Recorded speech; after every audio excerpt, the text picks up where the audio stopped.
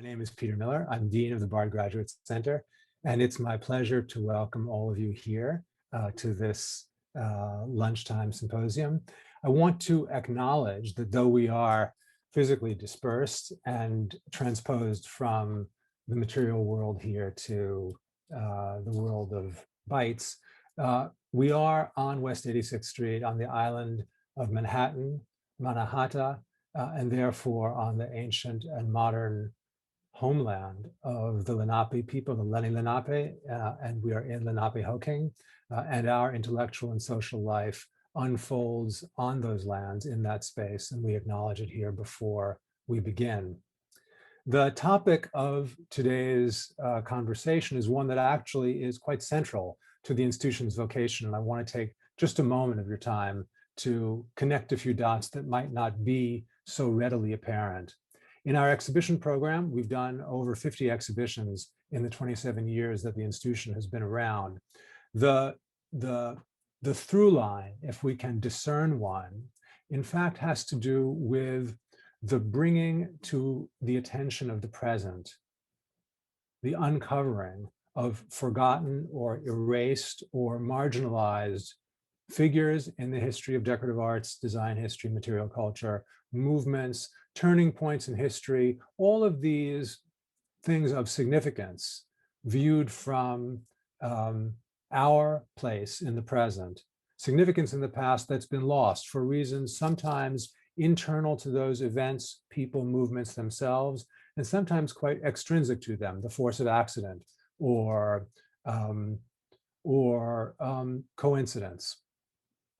So thinking about that as a part of the institutional DNA, we approach a topic such as this in the digital world with not just a form of sympathy, but also a keen interest in the way in which this commitment to the role of the past in the present figures. It's one of the great misconceptions of our understanding of modern academic history from its inception in the middle of the 19th century, where it has been associated with the idea that history is about recovering the past as it actually was. And the joke in that is that that's not how it works at all. The only history that we can recover is the history that has survived into the present. So that's the first thing. The second thing is, from our particular standpoint, we have somewhat an advantage in doing this, because as we study the past through things, we are automatically, when we are in the presence of an old thing, we are in the position of encountering the past in the present. Otherwise, we wouldn't have that thing in our hands. And so to the extent that that acknowledging that past in the present is the only way that we can ever encounter the past, we are at BGC in not just a privileged position, but in a very self-consciously open position to have the kind of discussion and dialogue that today's symposium will bring. And therefore, it's my great pleasure to introduce Dr. Jesse Merandy, the head of the Digital Media Lab in charge of digital humanities and digital exhibitions at the BGC, to hand it over to him to introduce today's symposium and its speakers. Thank you all very much.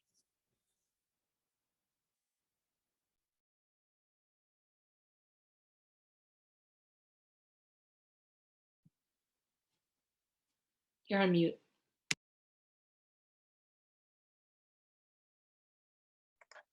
And as, of course, I would need to be reminded, you have to unmute yourself. So welcome again to Refresh, Reset, Reformat, giving voice to the past in the digital age. I want to first thank again Peter Miller, Susan Weber, and the Bard Graduate Center for their generous and ongoing support of this symposium, as well as their continued support of digital scholarship and research. I also want to extend a special thanks to Laura Minsky for her help organizing and facilitating this event.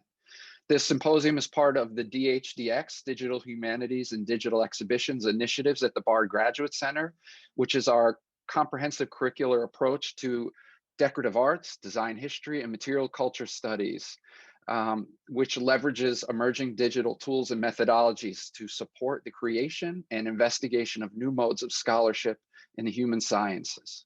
So this is not only an effort to explore what we can create with digital tools, but how we share our research and our work with others. I just want to make a first note. This conversation today is the actual start and launch of a new live stream conversation series. We'll be starting next month with technologists, digital humanists, museum and gallery professionals, artists, and educators, which explore the role and use of digital in the study of material culture, design, history, and decorative arts. Our first guest next month will be Lindsay Nixon, the producer, writer, researcher, and host of the podcast, Just Fem Things, for the Indigenous Digital Humanities Lab at the Center for Digital Humanities at Ryerson University. That'll be on March 24th, and I'll be posting on our socials about that event in the coming days. I hope you will continue to join our conversations as they are ongoing. And one note of history, this symposium was founded by the late David Jaffe, a former professor and head of new media research at Bard Graduate Center. David was instrumental in bringing critical digital practices and pedagogies to Bard Graduate Center, and through his work to establish our digital media lab and his work in the classroom, where he developed and realized incredible digital humanities projects. We are blessed to have this symposium, and we are honored to continue his legacy through the symposium and continue it into the future. So this year's symposium, like so many other aspects of our lives, has been significantly reshaped by the COVID pandemic. I noted earlier with our speakers that I had originally contacted them in October 2019, inviting them to join us in New York City for this event. So 2 attempts to reschedule later, here we are gathered on Zoom. And I want to give a shout out to Lorena's son, who was maybe most upset by this shift, as he was really looking forward to meeting the Teenage Mutant Ninja Turtles in New York City on his trip here. So I am sorry, and hopefully we'll be able to gather soon and invite folks back into our space. But in the meantime, we look to take advantage of the moment to reimagine the symposium in a format and with a direction and emphasis that is representative of this moment. So I originally conceived the concept of the symposium to point to the different ways that digital projects can alter our perspective by exploring forgotten and overlooked histories, illuminating their importance, and encouraging dialogue that has the ability to reshape how we understand their legacy and impact, and also help us better understand our present moment. In many ways, that sentiment was reshaped not just by COVID, but by the issues of representation and racial inequality that were brought to the fore this past summer. Indeed, we are at a moment when DH projects which work towards these ends are more important than ever. And it is with that that I welcome today's speakers, who will be sharing with you an incredible array of projects and their thoughts on those projects, which are that are so important for the work they do and for the ways that they help us look outside of ourselves and our circumstances to raise awareness, to provoke thought, and to inspire us. They are projects that help us refresh our perspective, to reset and more deeply think about our human connections and the history we share, and even reformat the structures of our society, places where we need to change the code completely, so that we can be more compassionate, more aware, and move towards a better future together. So with that, I'd like to welcome Lorena Gauthereau from the University of Houston, Samantha Shorey from the University of Texas at Austin, Carrie Heitman from the University of Nebraska, Lincoln, Nebraska, and Roopika Risam from Salem State University. Welcome everyone to today's symposium. Today, we will be starting with Lorena. And so for this transition, I will first introduce Lorena, and then Lorena will give her presentation. And after, we will continue with our lineup of speakers. As Laura mentioned, please post your comments or your questions into the chat for us, so that later in the event, we can address those questions.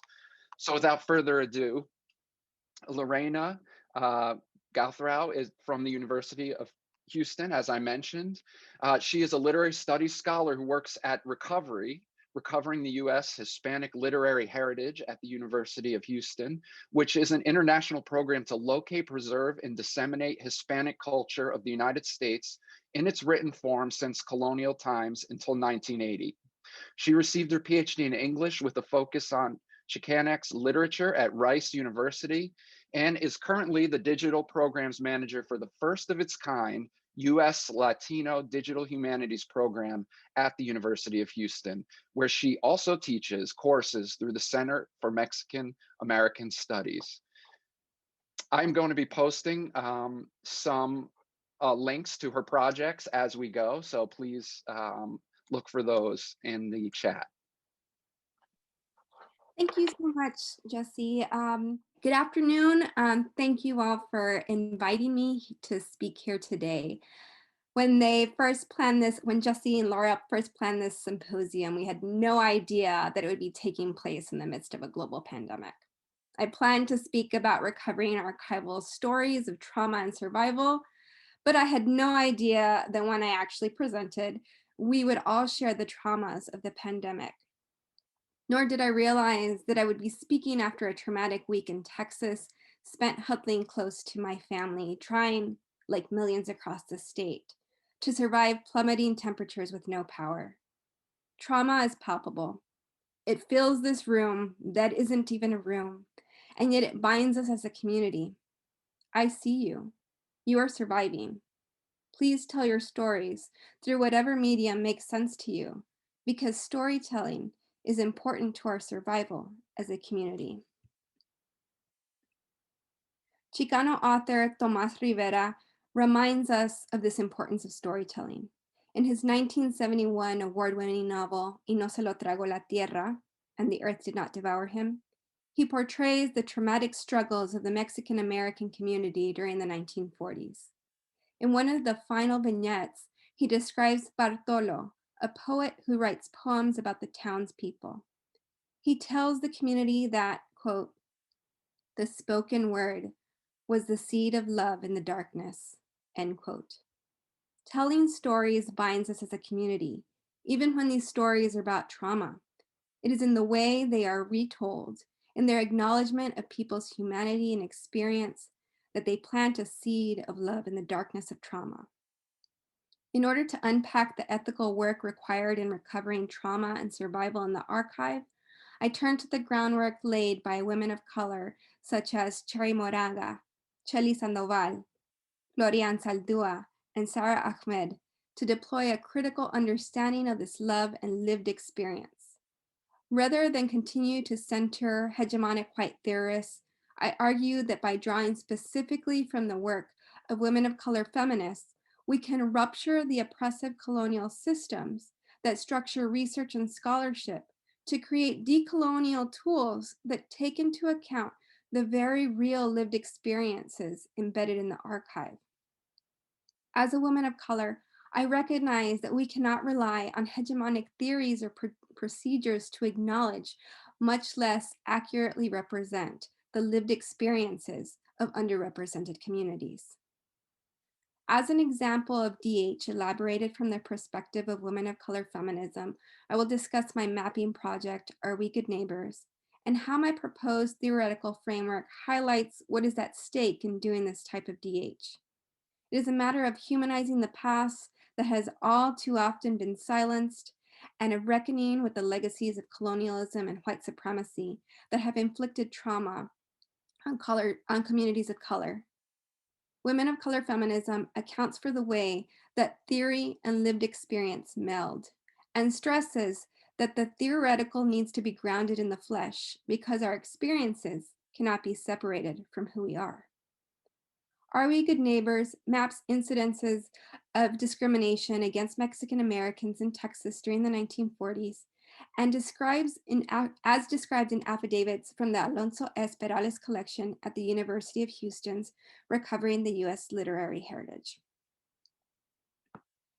Perales was one of the first Mexican Americans to practice law in the U.S., a co-founder of the civil rights organization, the League of United Latin American Citizens, or LULAC, a diplomat, veteran, civil rights activist, and author of 2 volumes of En Defensa de Mi Raza and Are We Good Neighbors, from which I drew the digital project's name. As part of his activism, Perales encouraged the Mexican American community to report discrimination and to call out the public establishments in which these incidents occurred. As a result, his collection includes hundreds of affidavits and letters. One after another, these accounts tell stories of the quotidian: going out for dinner with family, spending time with friends, moving to a new house, riding the bus to school, or even going to the barber shop for a haircut. Yet for Mexican Americans in the 1940s, these activities are marked by hatred, shame, fear, and violence. And these negative affects are felt on the body. Mapping these instances gives a materiality to the offenses, geolocating them in neighborhoods and commercial centers still frequented today. When the bodies of those who experience this discrimination are long gone, it is our bodies that can physically stand in these places. I suggest that the shared stories from or of the past, excluded from the official record, work to flesh out the archive and articulate what Chicana feminist Cherry Moraga calls a theory in the flesh, where, quote, the physical realities of our lives, our skin color, the land of concrete we grew up on, our sexual longings, all fused to create a politic born out of necessity, end quote. Chela Sandoval's methodology of the oppressed stems from this theory in the flesh. She writes, quote, U.S. peoples of color have long acted, spoken, intellectualized, lived out what Cherry Moraga calls a theory in the flesh. A theory that allows survival and more, that allows practitioners to live with faith, hope, and moral vision in spite of all else, end quote. To build further upon the work of these Chicana feminists, I suggest that we reflect on what methodological approaches are required to flesh out a Latinx archive. This archive in the flesh that we feel and live as a part of our history and lived experience.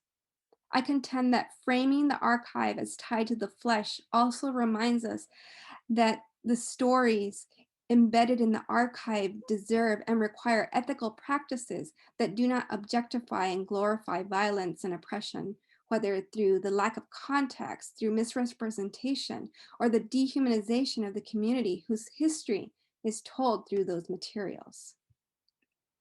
What Sandoval names the methodology of the oppressed are the survival tactics that are part of the lived experiences of people of color. For years, communities of color have developed strategies to survive and de-link from colonialism, as well as the specter of its legacy that continues to oppress them. This methodology therefore connects the lived experience and social action for people of color, leading to what Sandoval calls a differential mode of consciousness that is, quote, linked to whatever is not expressible through words, end quote. It articulates love as, quote, a political technology, a body of knowledges, arts, practices, and procedures for reforming the self and the world, end quote.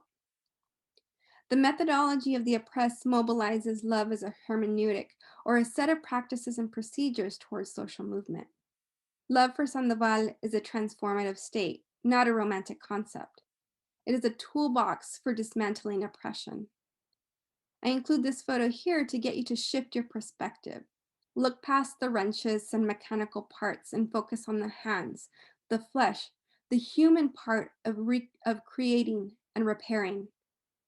Love as a hermeneutic for archives and DH, or what I call the digital methodology of the oppressed, asked you to be cognizant of the human factor. Who is represented in this data and how are you representing them? Are their voices being relegated to the margins? How are you contextualizing the data? As an illustration, there is a long history of the non-ethical use of Indigenous data, which has been used to commercialize culture and sacred symbols, create unauthorized reproductions, threaten livelihoods, and share, as well as abridge, knowledge meant to remain within the Indigenous community. We have a responsibility to try to de-link from the colonial apparatus by making sure we respect the owners and creators of the records. We need to make sure to recognize our laborers, and we must make every effort to make our projects accessible.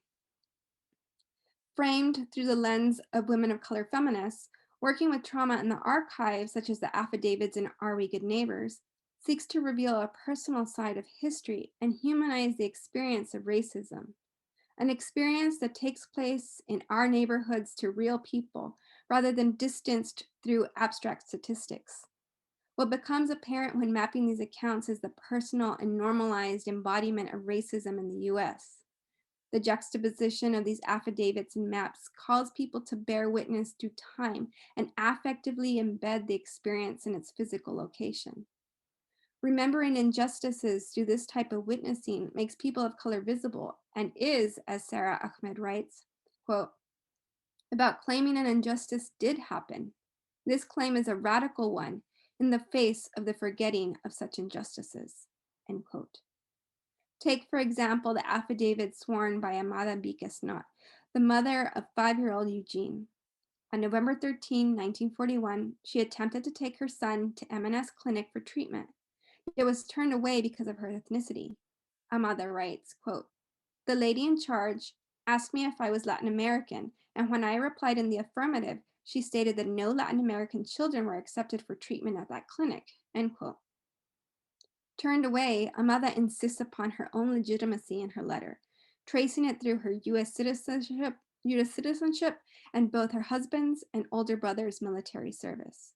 She was born here, she protests, but her brown skin is read as un-American, and the brown skin of her 5-year-old child is read as undeserving of medical attention. Her decision to write the letter affirms her need to do something, to plead for political action. She documents a struggle, a status quo that needs to change. Her lived reality is tied to this political desire.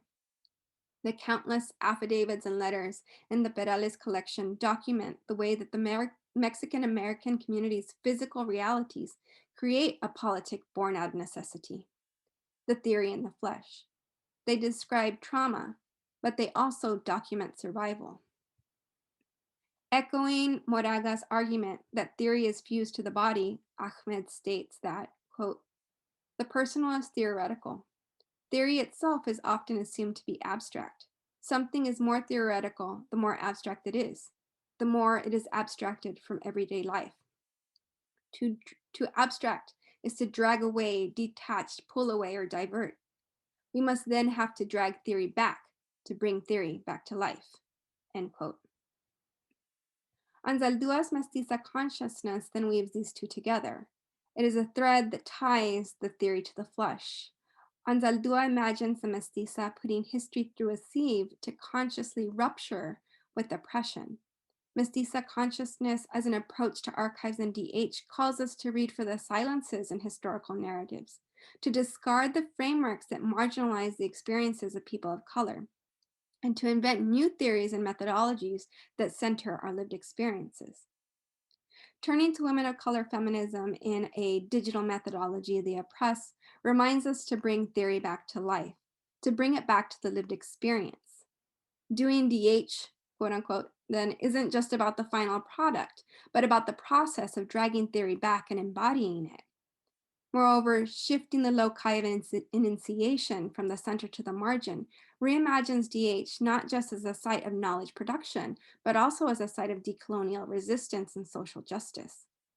The stories of trauma and survival embedded in underrepresented archives is deep and complex.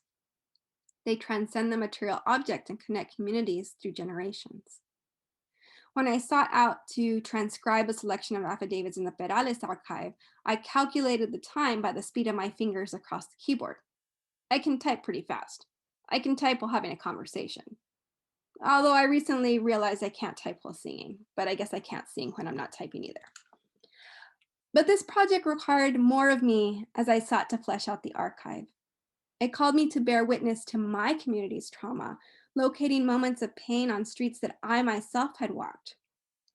In order to truly consider what transcribing and mapping these accounts taught me, or the questions it allowed me to ask, it took more time. Time to process, time to think, time to recognize the intergenerational trauma, as well as celebrate survival. The process of archivization, archival research, and digital scholarship when dealing with these materials is personal and also theoretical. It is part of the theory in the flesh. In other words, these stories tell histories of struggle, and our approaches to recovering them or retelling them requires a theory that makes us cognizant of the ethics in how we tell our communities' histories and who should tell them. Gracias. Thank you. Thank you so much, Lorena. As I mentioned, Lorena's project is linked in the chat, so please take a look at that at your own convenience. And also the project, recovery project she's a part of as well. I've posted that link in the chat. Next, I'd like to welcome Samantha Shorey from the University of Texas at Austin. Her talk today is titled Mending Technology History, Mending Technology History Through Represencing the Past. Her project, Making Core Memory, is really fantastic and a much different DH project than many I've seen before. So I'm really excited for Sam to share that project with us. Samantha Shorey is a design researcher who studies how narratives about innovation create opportunities or build barriers for people to become innovators. Her work engages overlooked stories of innovation to recognize the contributions of women to technology design, both presently and in the past. In 2019, Shorey was a fellow at the Smithsonian Lemelson Center for the Study of Invention and Innovation. She uses methods of ethnography and critical making to learn about various technology design processes, ranging from prototyping with 3D printing to engineering with e-textiles. Everybody, please welcome Samantha Shorey. Hi, thank you, Jesse and Laura, for the fabulous introductions and for organizing this symposium across an entire year of rescheduling in a global pandemic. And thank you also to everyone at the Bard Graduate Center for making this opportunity a reality. Okay, so today we're going to think a little bit about how we might use design inquiries to mend the holes in the historical record where women's stories could be. And I will be sharing my presentation here with you in just a second. Here we go.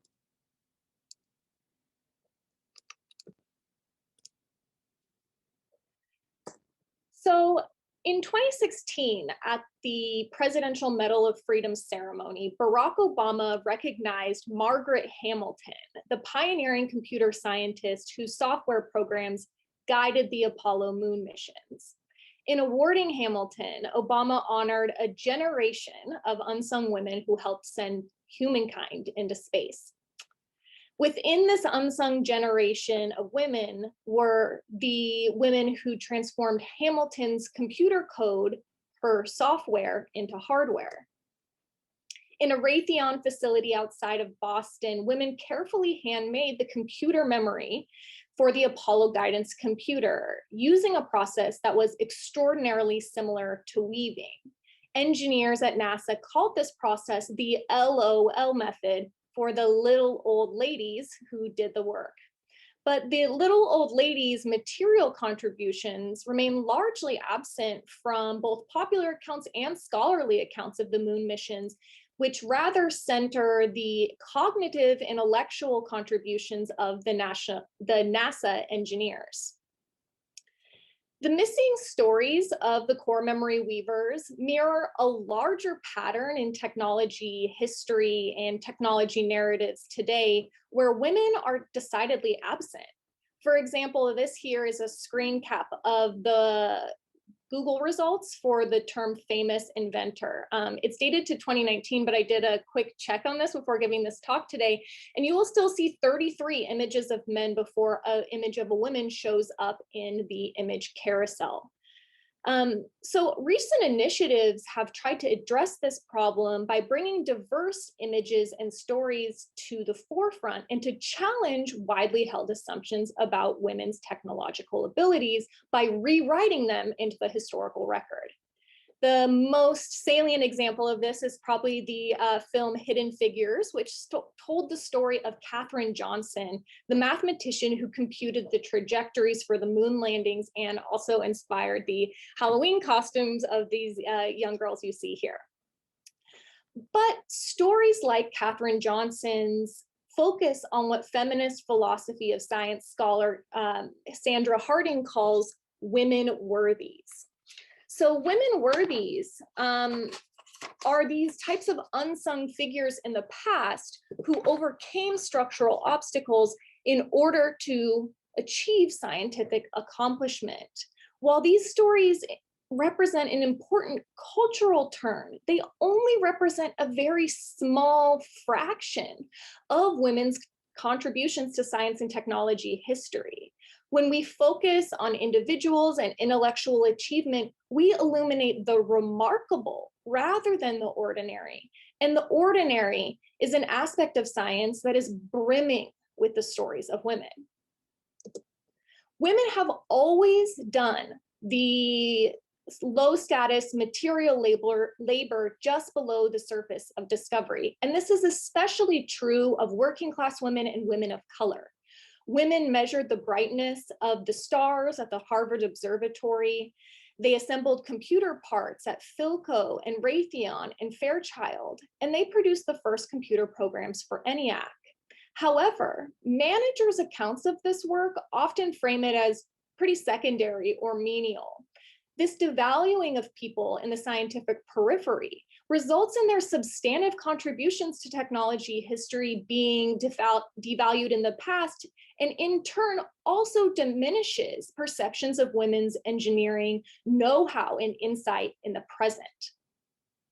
However, as Susan Lee Starr and Anselm Strauss point out, making manual work visible is actually pretty difficult. Scholars create narratives through connecting actions to personal biographies. Yet the nature of industrial production requires that labor is broken down into discrete, learnable parts.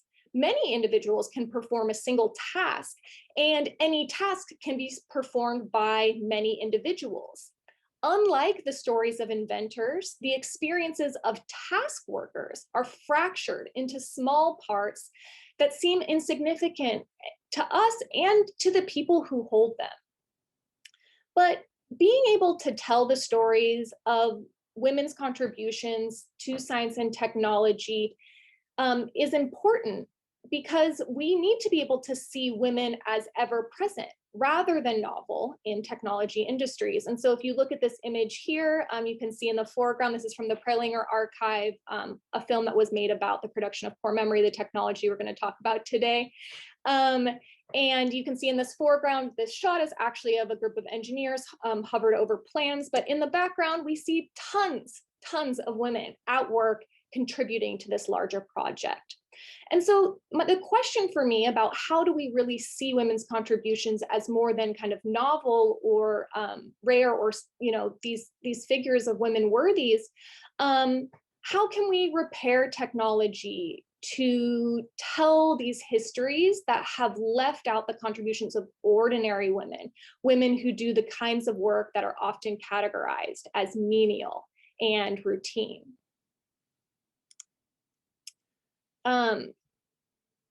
So today I'm going to explore one way of answering this question. And I'll give you a brief history of core memory production for the Apollo moon missions. And second, I'll share how we've shared that story with the public through an interactive workshop called Making Core Memory. So how do we tell these stories about ordinary women who have done this type of work that's so important to technology history? So one of the ways that we've explored this is through a design inquiry that we've done called Making Core Memory. And so I'm going to give you a little rundown of Making Core Memory and the technology that's behind it, as well as share a little bit about the technologies that we've created in an active exploration. Okay, so on the left here, you'll see a historical archival image of core memory in production. And on the right, you see a kind of reenactment, or what we're using a term called represencing that exists in the Making Core Memory project. Okay, so during the Apollo moon missions, computing was dominated by punch cards. These were room-sized machines that were not at all fit for going to the moon. Space travel required a light and flexible and reliable form of information storage that could survive the intense vibrations of space and the threat of power loss. And this design challenge was answered by a technology called core rope memory, which stored information permanently in beaded ropes that could be folded up and stowed in the cone of a rocket.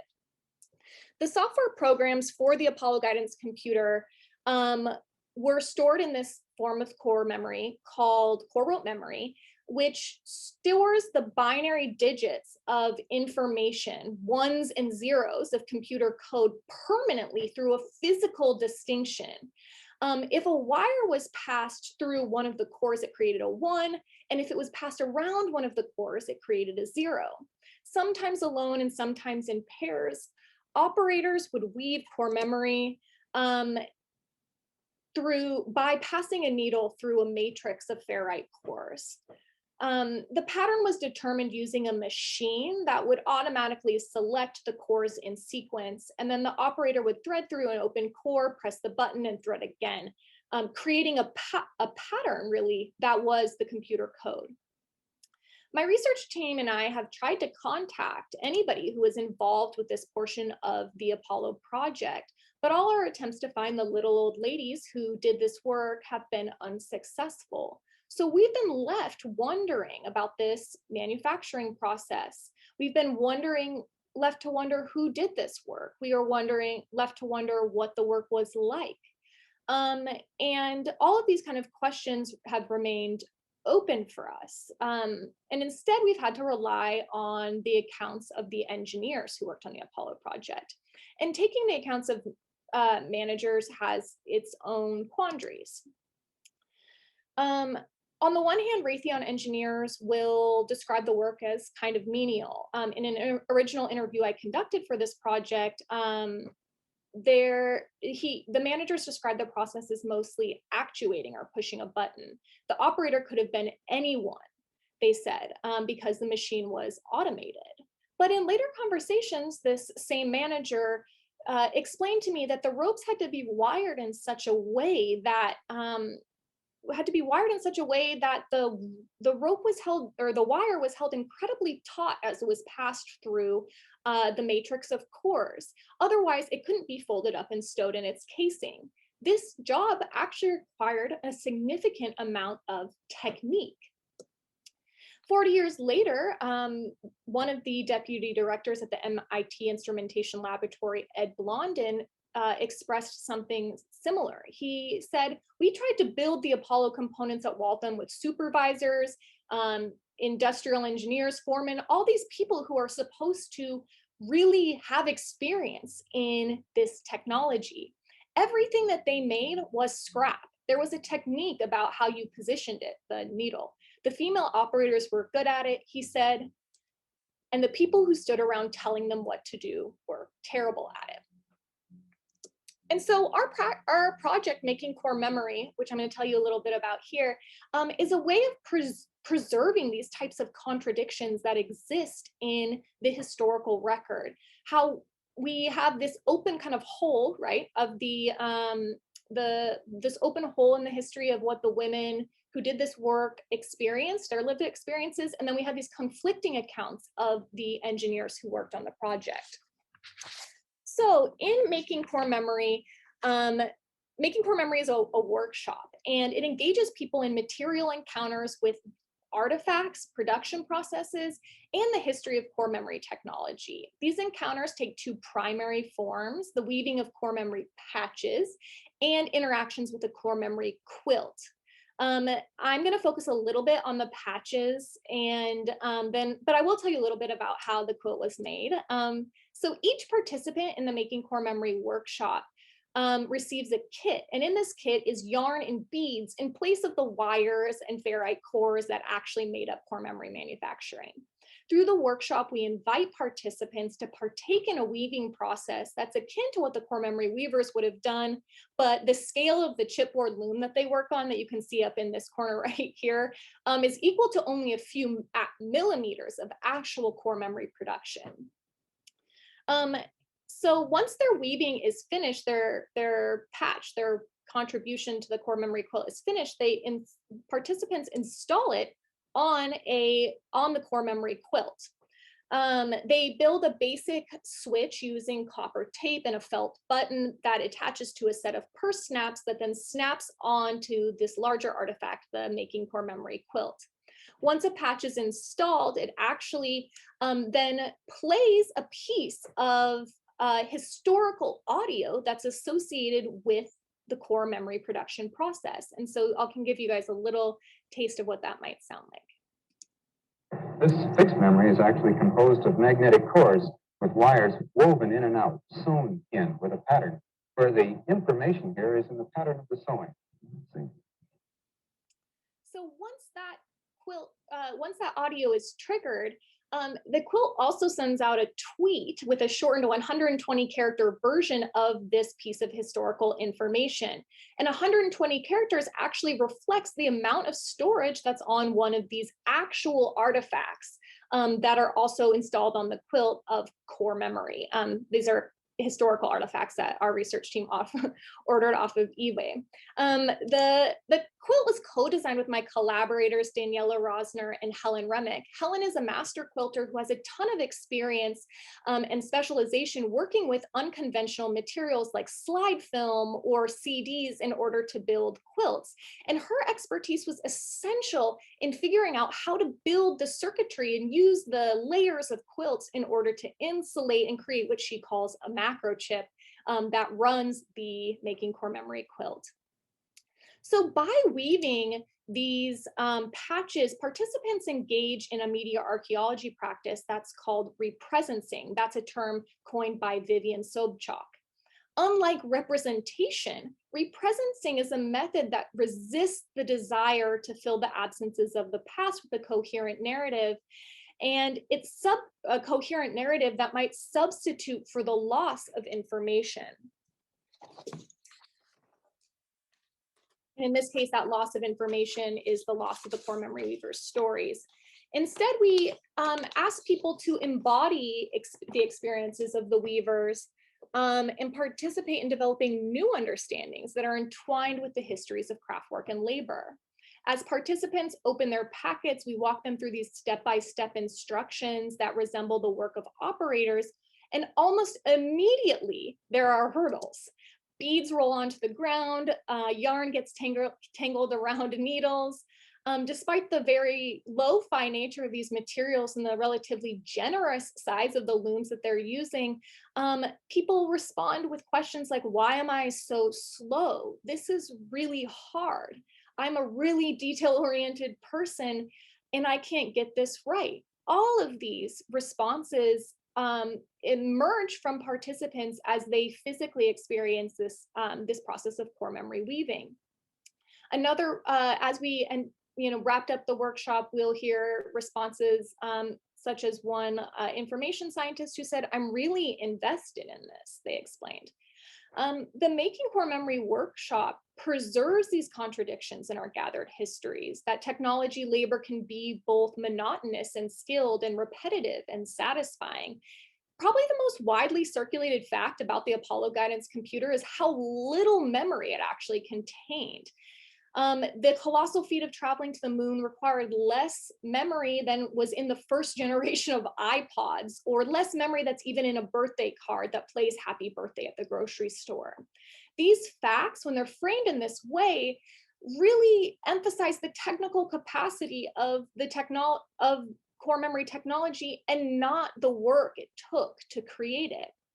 So after completing a woven patch, a participant might look at core memory a little differently. For example, a librarian held one of our patches in their hand and responded with disbelief that it could only contain the information for a single tweet. thinking back to the effort that had been required to produce it, they responded, "This is a lot for not very much." And that allotness of core memory is key to what we are trying to do in this workshop. Core memory is the product of a lot of work, a lot of time, intense focus, and investment upon the people who made it. The core memory planes are 120 characters of information, but they're also 40 hours of women's labor. Participants build these understandings through connecting artifact to practice and practice to history. So bringing us full circle to the theme of the symposium, I want to propose another question, which is, what does it mean to fix holes in the historical record? When we think about repairing technology histories, about accounting for these holes and from these absences, we are faced with a new set of questions. We have kind of two meanings for the word fix. Oftentimes it's used as a synonym for repair, to fix a broken appliance, for example. But fix can also mean to freeze in place permanently. Core memory was actually called fixed memory by many of the engineers because it was permanent and because it couldn't be changed. How might we achieve this first definition of fixing, bringing women's stories back into the historical record, while allowing for new understandings that may emerge in the future with new information, new techniques, and new perspectives? One idea might be to incorporate practices that draw upon the aesthetic and the spirit of visible mending, most notably the Japanese tradition of sashiko. Sashiko and visible mending practices offer an orientation for us to think about repairing the past, one in which the work of the fixer, of digital humanists, is evident, one in which care is evident, one in which the absences are still evident, yet the fabric of the past is a little more complete. So with those questions, I will hand it over to one of my fellow panelists. Hi, thanks so much, Samantha. That was amazing. This project is very inspiring to me. I love the tactile nature of what you bring to the DH. I do apologize for everyone who was in our audience, that we had some interlopers who were less than pleasant, just to put it modestly there. So we have done our best to rid those people from the event, and I do apologize for that moment there. So without further ado, and to move forward, I'd next like to welcome Carrie Heitman from the University of Nebraska, Lincoln. Her talk today is Digital Echoes of Analog Pasts When Lost Narratives Collide in Digital Spaces. Dr. Carrie Heitman is an associate professor of anthropology at the University of Nebraska, Lincoln, and the associate director of the Center for Digital Research in the Humanities. Prior to starting at UNL, she was an American Council of Learned Science Society's new faculty fellow at Northwestern University. She holds a PhD in anthropology from the University of Virginia, and since 2004, Heitman has helped oversee the building of the Chaco Research Archive, the Salmon Pueblo Archaeological Research Collection, and Ohio Hopewell Ancient Crossroads of the American Midwest. Her research explores how new technologies can support scholarly communication, facilitate responsible digital access to cultural heritage information, and promote a fuller understanding of large-scale social transformations of the past. Some of her other recent collaborative projects include the Greater Chaco Landscape, Ancestors, Scholarship, and Advocacy, and Being Present with the Past. Everybody, please welcome Carrie Heitman. Thanks, Carrie. Thanks so much. I don't know if, Sam, if you need to stop sharing, or maybe it'll just let me start. There we go. Okay. Hopefully everybody is seeing my PowerPoint. If not, hopefully someone, Laura, maybe will let me know. Good afternoon. I want to echo the thanks of my other co-panelists by thanking Jesse Merandy, Laura Minsky, and the Bard Graduate Center for the invitation to contribute to today's symposium and for their perseverance in the face of much adversity to bring this event to fruition in this innovative way. I'm excited to have the opportunity to learn from the other panelists today and to be in conversation with all of you, especially at this time of heightened isolation. As a nation, we're at an historical crossroads. The murders of unarmed people of color and Black Lives Matter have created the largest protest movement in the history of the United States, demanding racial equality now and for the future.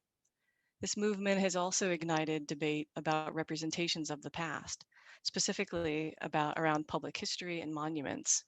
We see potent examples in the removal of Confederate statues from Monument Avenue in Richmond, Virginia, the defacement and removal of monuments to Spanish conquistador Don Juan de Oñate in Santa Fe, Albuquerque, and Alcalde, New Mexico, shown here, and the toppled statue of Christopher Columbus in Minneapolis, Minnesota.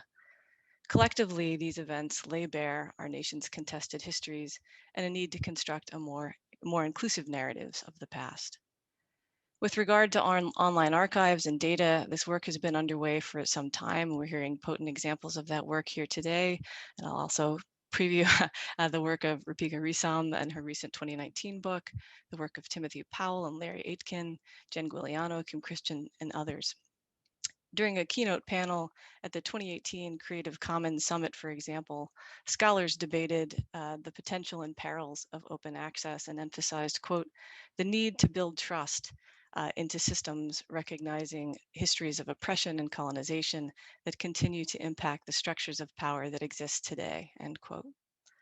These shifts entail a tacit recognition that documenting the past is in fact a product of the present. Historical narratives are not objective documentation, but rather arguments, human-made and revised, about the past. As an archaeologist working in the American Southwest, I'm concerned with the ethical issues raised by scientific research and big data in the context of Indigenous histories. Over the last 18 years, I have worked to hopefully responsibly and collaboratively share information about Native American history, often in my discipline still referred to as prehistory, with diverse audiences, including descendant communities.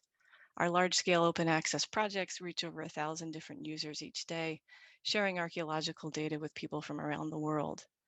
This work has involved ongoing collaborations and dialogues with tribal representatives, namely the Tribal Historic Preservation Offices of the 26 tribes and nations with ancestral connections to Chaco Canyon, New Mexico, and grappling with issues of tribal sovereignty and, in some cases, competing ancestral claims.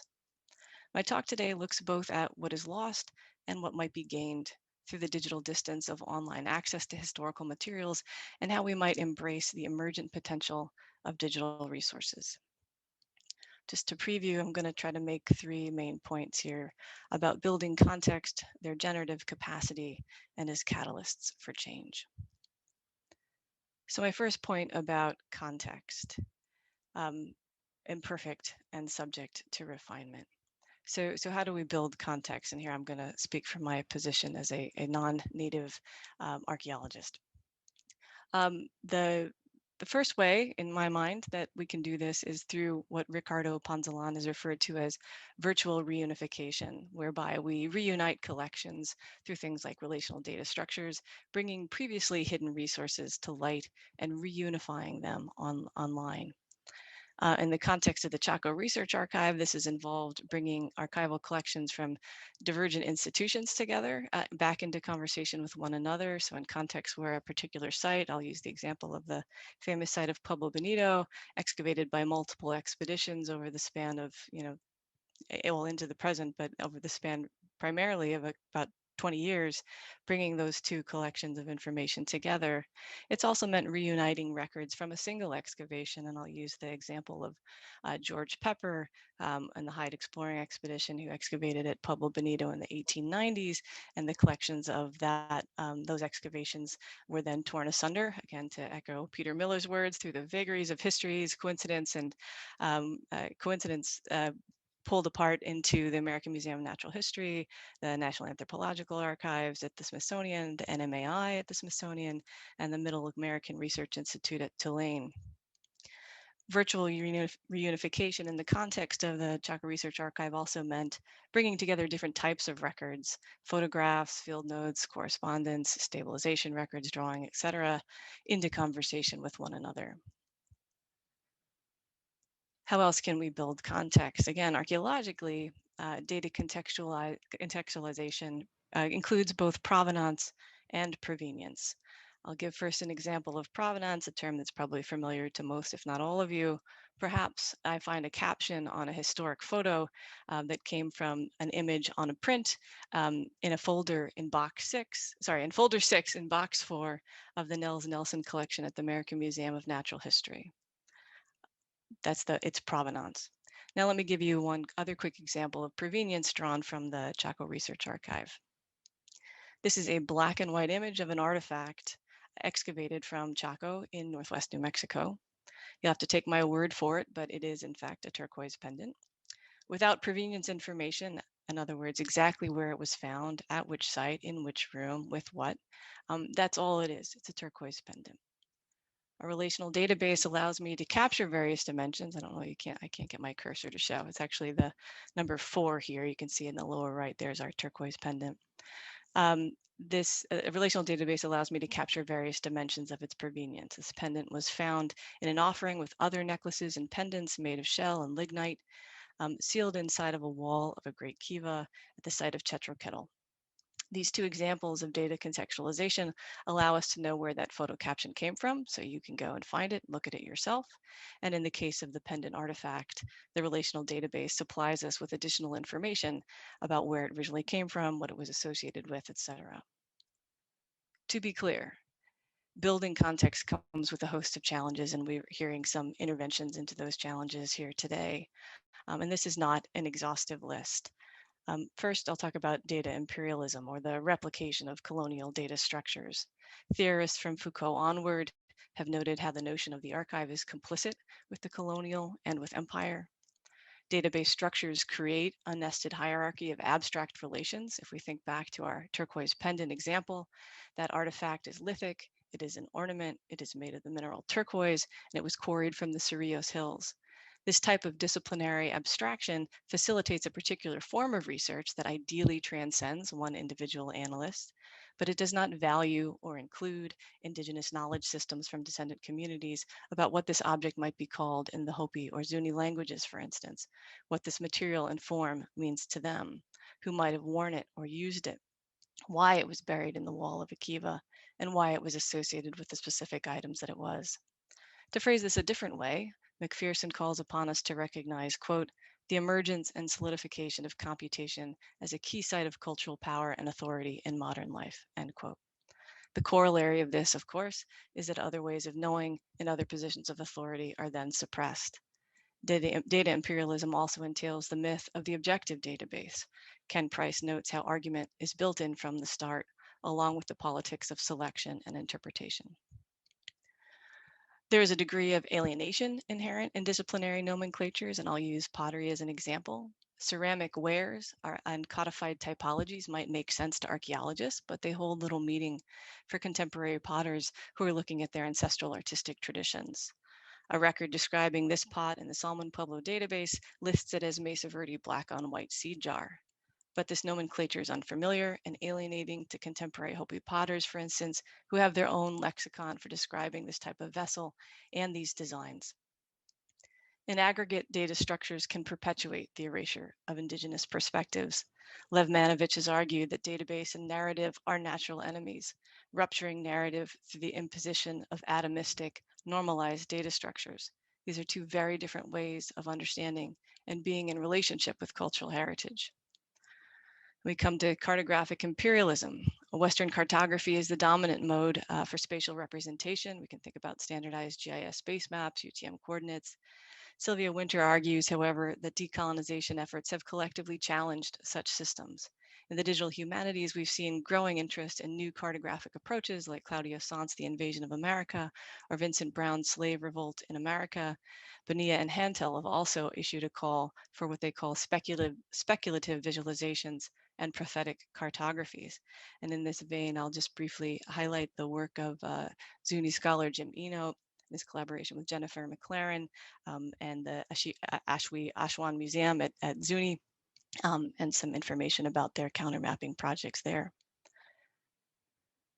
My list ends with a question, again, coming from McPherson and others who have argued that normalization within databases separates object from context, cause from effect, data from thing.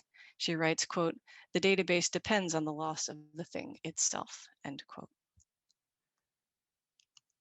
My second point is that I think digital resources have a generative capacity to both open new research horizons and expand cooperative partnerships. On the first point, these resources can provide a scaffold for researchers to ask new questions. Epistemologically, this is what Wiley and Chapman have referred to as evidential reasoning. They can break down barriers to access, for instance, in allowing tribal governments to access excavation records in order to make repatriation claims on items of cultural patrimony. And they can also make contributions to linked open data, larger scale efforts.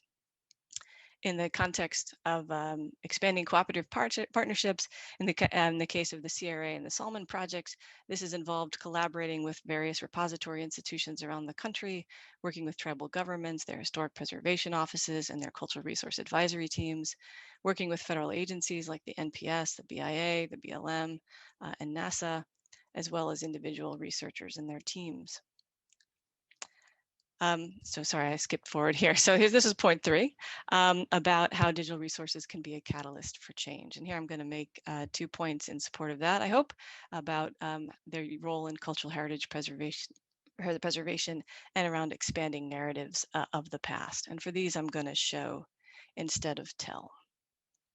So in the context of Chaco Canyon, which if you can see all those kind of lines converging there, all the red, the lines coming in, those are roads, ancient roads. What we're seeing here is a delineation of the ancient Chacoan world with great houses and locations within that bounded area of what we might consider the greater Chaco landscape. The same area has been under major development for fossil fuel extraction in the Mancos Shale deposits of the San Juan Basin. So this has prompted a variety of efforts and concerns. So in the upper right here, we're seeing the crisscrossing access roads to oil derricks in that same landscape, some local coverage from the Durango Herald about how this is encroaching on the UNESCO World Heritage Site of Chaco Culture National Historical Park itself, and some local people on the landscape protesting these developments. So a group of us have been working since 2014 to try to make some interventions in this way. And I won't go through all of this, but I'm just going to highlight a couple of things, one of which is the GIS Reconciliation Project, in which we tried to gather the best information about the location of some of these great house communities and resolve those and get the best UTM coordinates so that we can then share better information back with tribal governments, is also the BLM, who are making leasing decisions based on, in some cases, poor locational data. We've had a variety of conversations and capstone seminars. There's some documentary films, which I'll just briefly highlight in a moment. And all this culminating into an open access multimedia publication. And the white paper was something we circulated early on, trying to make some arguments to the Bureau of Land Management. So one of the outcomes of leveraging better digital data, in this case about the locational data, was a collaboration through the NASA Develop program, a pilot study here using that improved locational data as the foundation to do a risk assessment about the risks posed to these sites by fossil fuel extraction in part of the San Juan Basin. I mentioned the white paper, and And we've also more recently in 2017 held a capstone conference, and you're seeing the contributors there. And the contributions from that conference will be included in this publication I mentioned, published through the Manifold platform, the University Press of Colorado. We filmed the presentations at the conference so that they could be included in the resulting edited volume. And it was clear that some of our Indigenous colleagues also wanted to see the products of that conference serve multiple aims. So Will Sosi, who's Dene, shown here in the lower left, and Ernest Valle from the Pueblo of Acoma, who's not shown, wanted to speak about Chaco in Chaco Canyon, not from a conference room in Cortez, Colorado. And they wanted their narratives to be, at least in part, in their native languages of Navajo and Carisan, as well as English. Such recordings could serve as a language learning tool as well as cultural learning tool for Native youth. And in fact, Sosi brought some local students with him to participate in the filming when he went. And so far, we've worked with 4 groups to make 11 short films in Chaco that are included in the volume. The book is going to be officially released next month, but given that it has this open access portal, most of the films are already up and you can take a look. The Hopi film, I should note, was accepted into 5 national film festivals. And here you can just see a screenshot of what that looks like on the Manifold platform. I want to, since we are all here, I want to just briefly have us hear from Georgiana Pongiesvea, who is going to just make a quick point here. This comes from the Hopi film that I just mentioned a moment ago. Hopefully you'll all be able to hear this. As far as these places, I feel like they are places of our power. They're a place of our regeneration of, it's like a battery. When you come here, you recharge, and you, the spirituality and the connection that we have to these places through our migrations is, that's a part of us, and you feel it. And they're a testament to our history and our identity and where we need to go for a future. And they're reminders of that, of our teachings that I have been taught.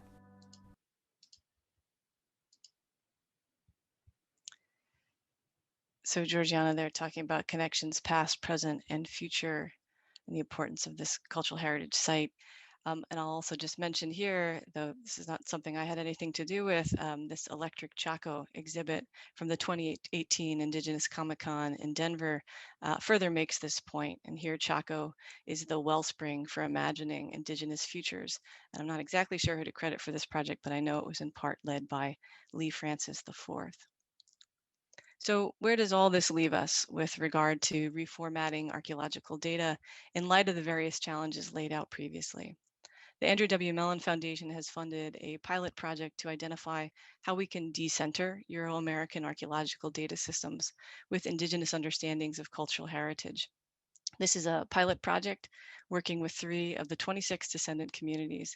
And so far, all of these issues, data imperialism, data alienation, erasure, exclusion, narrative, cartographic imperialism, and the limitations of digital surrogates have been topics of conversation.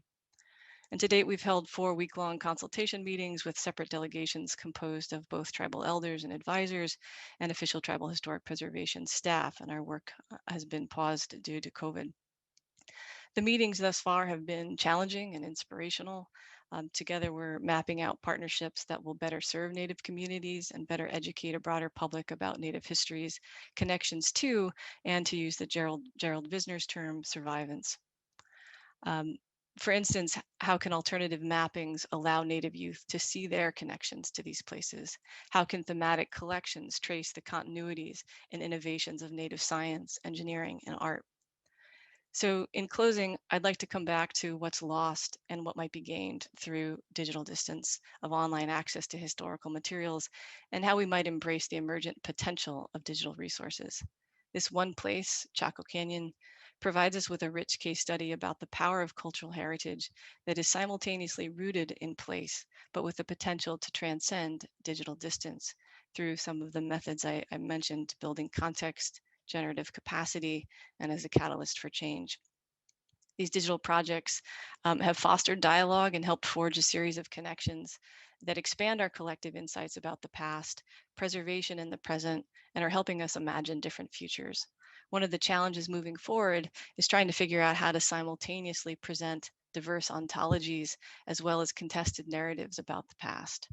Our partners in the Mellon Project are sharing their priorities and ideas for how best to do this, and we look forward to sharing the products of those ideas with you in the years to come. Thanks very much.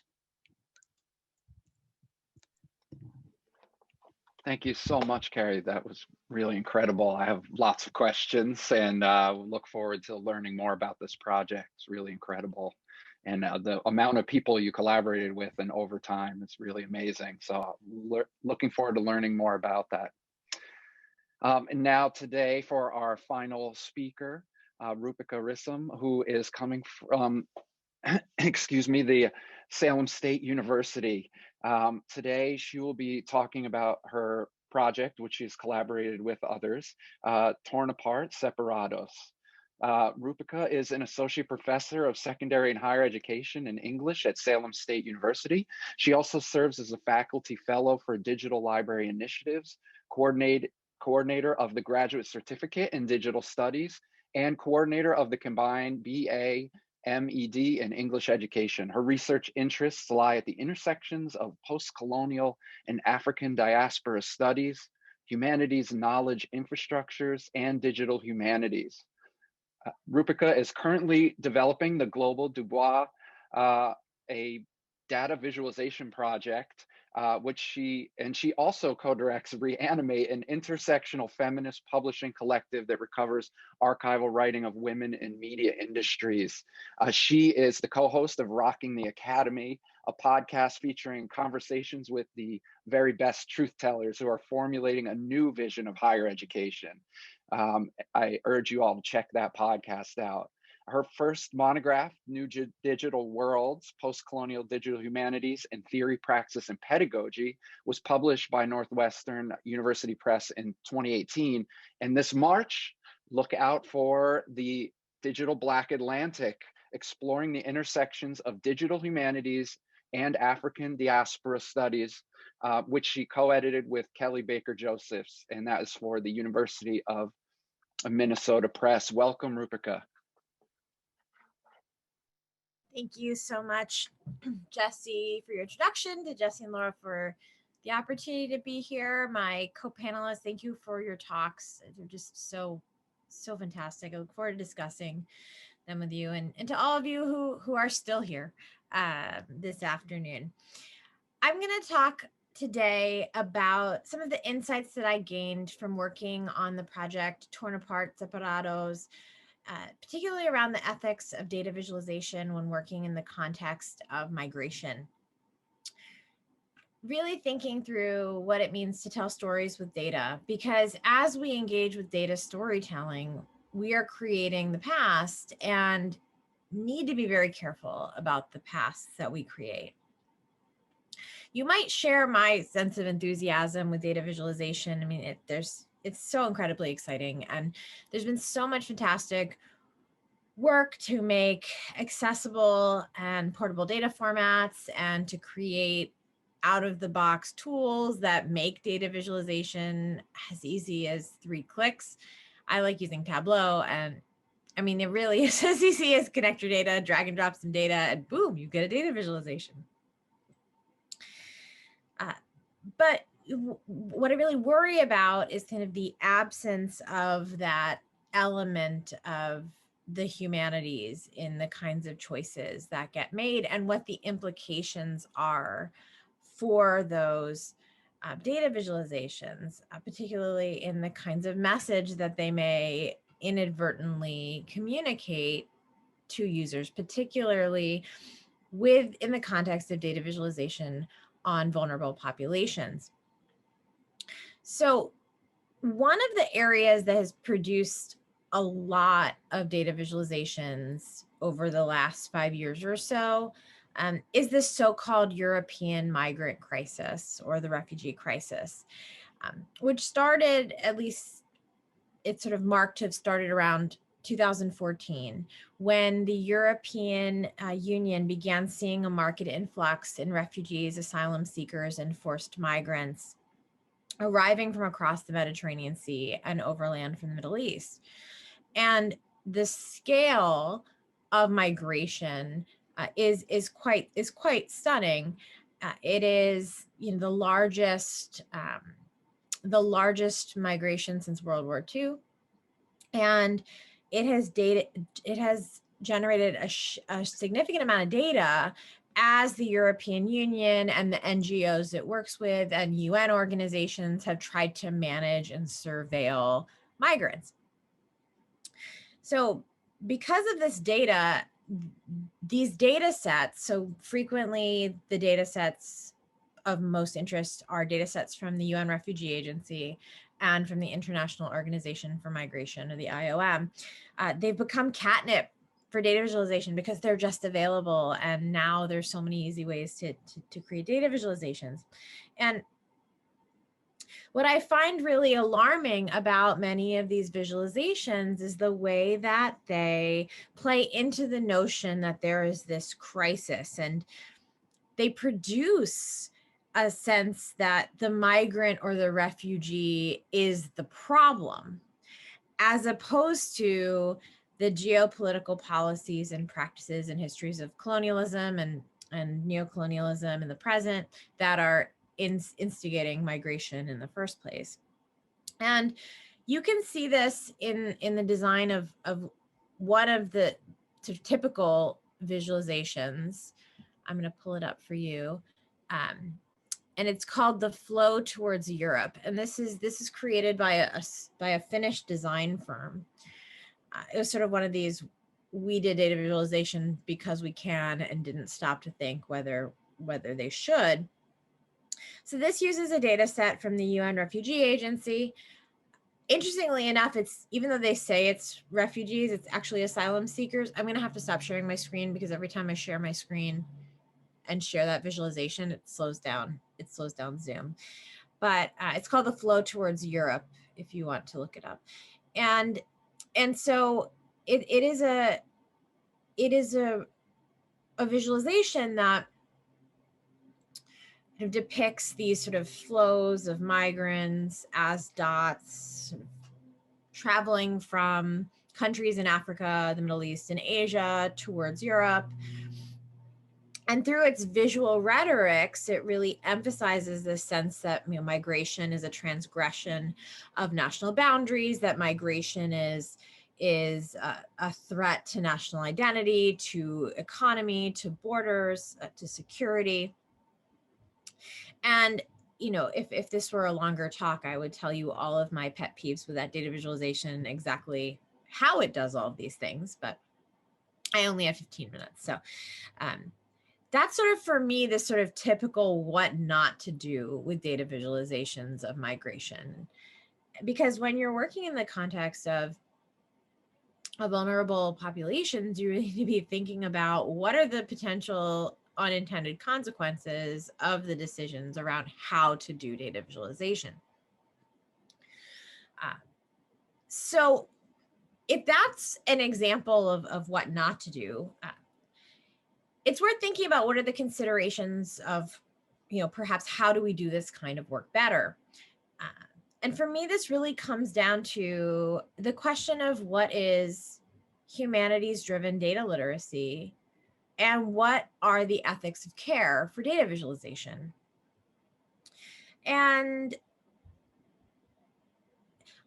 it really can't be the kind of approach where you find some data and put it on a map. It really needs to be about how do we think about the methodologies in a completely different way. There are a number of other, well, I'd say there's two other projects on European migration that I think are really done well. One is called Exodi SOD it's from Italy, and the other is Crossing the Mediterranean Sea by Boat, which is from the University of Warwick in the UK. And those are based on qualitative data.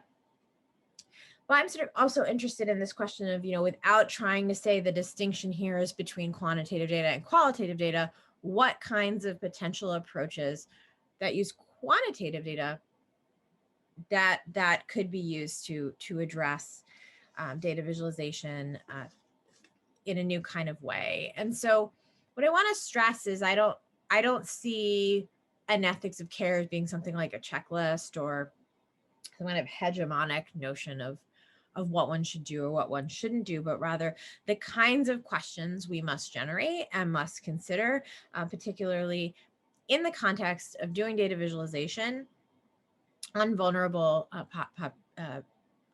on topics related to vulnerable people whose experiences are being visualized.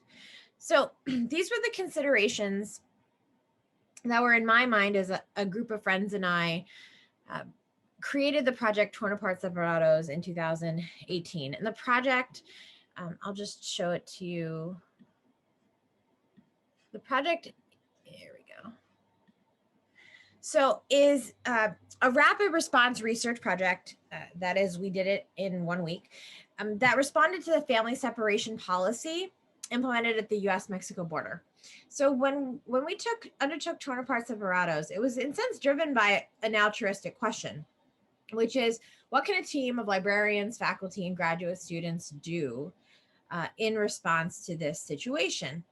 And we weren't under any illusions that we were going to solve the family separation crisis. But as we watched so many of our colleagues feeling rightfully helpless about this government policy, well, we thought at least we could try and see if there was something that we could do to be useful.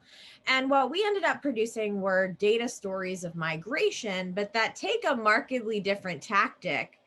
And so from it, in the time that's passed since doing it, it's really helped me think through what are some precepts for humanities-driven data approaches and an ethics of care for data visualization.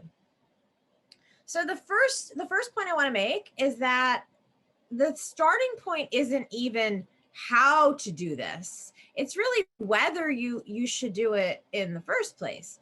And so what happened when we were working on Torn Apart is this part one was in late May of 2018, when the news, you might remember this, the news came out about the US government losing 5,000 children.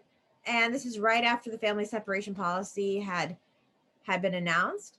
And so it seemed like the government was taking children from their parents and then losing them. I mean, which they did later, as we now know. But at that time, we were trying to figure out, at least Alex Hill, one of my colleagues on the team, we were trying to figure out, what was going on. Could we mobilize our skills in data visualization, digital ways to do something? And what we actually quickly realized ahead of the news cycle was that those actually weren't children separated from their families. Those were unaccompanied minors who had arrived at the border. And we learned way more than we really wanted about the system that the Department of Health and Human Services uses through the Office of Refugee Resettlement to manage unaccompanied minors. And what happens is they're put into shelters while the Office of Refugee Resettlement tries to find family members or sponsors. And then after they're placed, if the Office of Refugee Resettlement is unable to contact the children, the families, or the sponsors within 30 days through a phone call, they are marked as lost. And through our research, we were able to ascertain that 90% of the children were placed with family members, and that many of the sponsors were actually people reuniting children with undocumented family members who did not want to come forward and claim their children, because if you're afraid of being deported, being lost, or that is not being able to be found, might be the best thing. So we decided, okay, we got to step away. There's nothing we can do about this. We can help correct the misinformation among people we know. Then a few weeks later, the news cycle turned to the family separation policy and these heart-wrenching stories about children ripped from their parents' arms. And so the question came up again, is there anything to do, and is there anything we should do?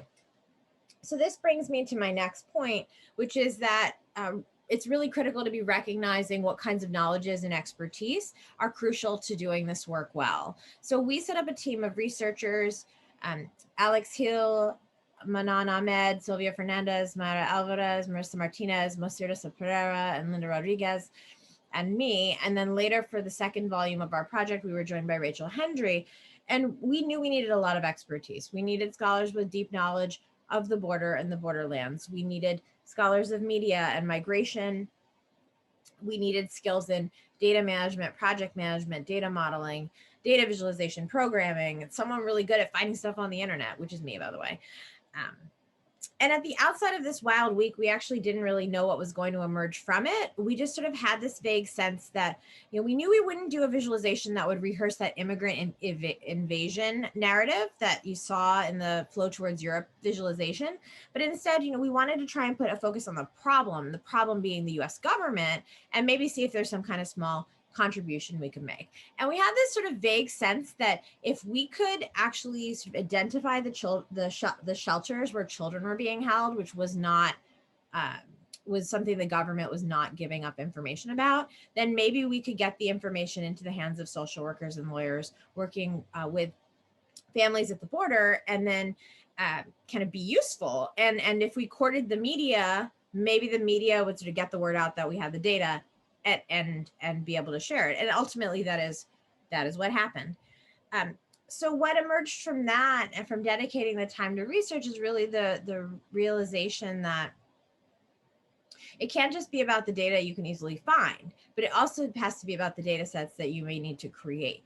So if we'd relied on telling a story of migration based on the data that we had, it would have been another story told through the gaze of the state. And instead, what we were able to do was put the gaze on the state.